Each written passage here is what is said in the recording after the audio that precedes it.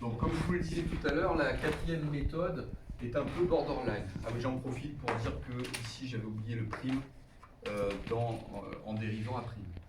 Alors, la quatrième méthode consiste à diviser a par x moins 1 facteur de x moins alpha.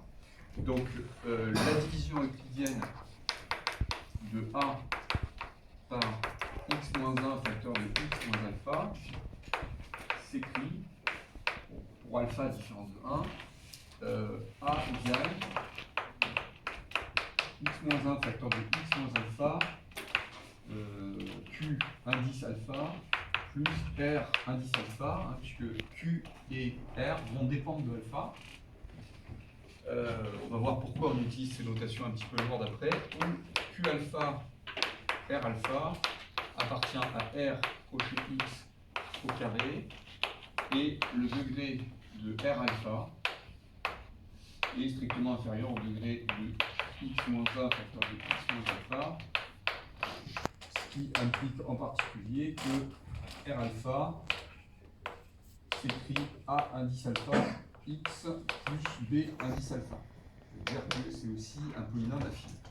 Et donc là, comme j'ai deux racines différentes, je vais pouvoir remplacer successivement, donc évaluer le polynôme en 1 et en alpha, enfin l'égalité, pardon, étoile en 1 et en alpha, et obtenir deux équations à deux inconnus. Alors, a de 1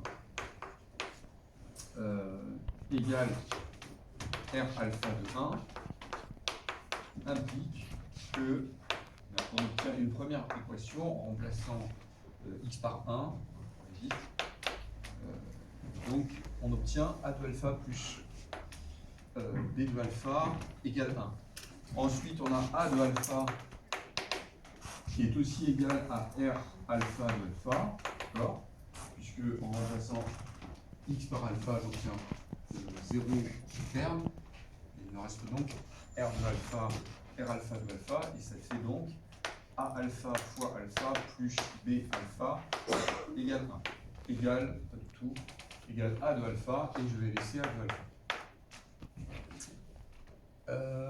Là j'ai mis quelque chose, bon c'est faux, hein, parce que c'est a de 1, et a de 1 c'était moins 5, je crois, quelque chose comme ça. A de 1 c'est moins 5. Je vais laisser a de 1 pour l'instant, vous allez voir pourquoi. Alors maintenant que j'ai ces deux équations, on peut par exemple faire celle-ci moins celle-là, c'est-à-dire que je vais avoir alpha moins 1 facteur de d'où en faisant cette ligne moins cette ligne, j'ai alpha moins 1 facteur de a de alpha. Les b de alpha se simplifient et j'ai de a de alpha moins a de 1 que je divise donc par alpha moins 1 qui est différent de 0 puisque j'ai supposé que alpha est différent de 1. Donc j'ai finalement a de alpha qui est égal à a évalué en alpha moins a de 1 sur alpha moins 1. Et ça fait furieusement penser à un taux d'accroissement. D'accord? D'où l'idée de faire tendre après alpha vers 1. Okay. Et puis, on en déduit que b de alpha égale donc a de alpha moins alpha facteur de a de alpha. Bon, je vais laisser de a de alpha puisque je vais ensuite faire tendre alpha. Alors, en identifiant, alors c'est là que je dis que cette méthode est un peu borderline parce que j'admets certaines propriétés sur le fait qu'on peut faire tendre un polynôme vers un autre, d'accord, bon, il faudrait bien sûr le définir. En identifiant les polynômes, donc tous les polynômes présents ici, à leur fonction polynomiale associée,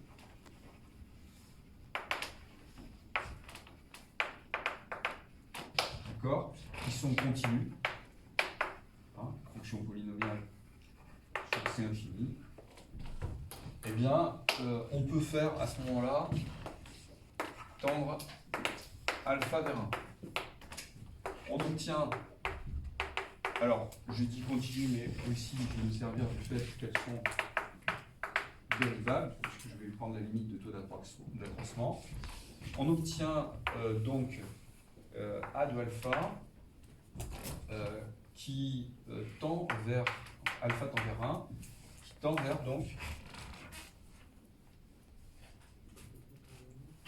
A de alpha moins A de 1 sur alpha moins 1, ça tend vers, quand alpha tend vers 1, A prime de 1. D'accord? Donc j'ai déjà calculé la valeur qui était moins 3. D'accord? Donc alpha tend vers moins 3, d'accord? Et B de alpha,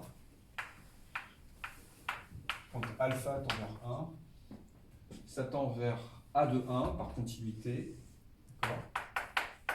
Moins alpha donc qui tend vers 1, et alpha qui tend vers moins 3, donc ça fait plus 3, et ça nous fait moins 5. Plus 3, ça fait moins 2. Donc comme c'est là que, bon, il y a une petite arnaque, on est bien d'accord. Comme R de alpha tend vers R quand alpha tend vers 1, R égale, donc qui est le R bien sûr de la méthode 3, hein, c'est-à-dire quand on fait la division euclidienne de A par x moins 1 au carré, d'accord? Donc x moins 1, facteur de x moins alpha tend vers x moins 1 au carré, q de alpha tend vers q, et r de alpha tend vers q. Bon, là, j'en dis pas plus, on va... et donc on obtient R qui est égal à moins 3x moins 2.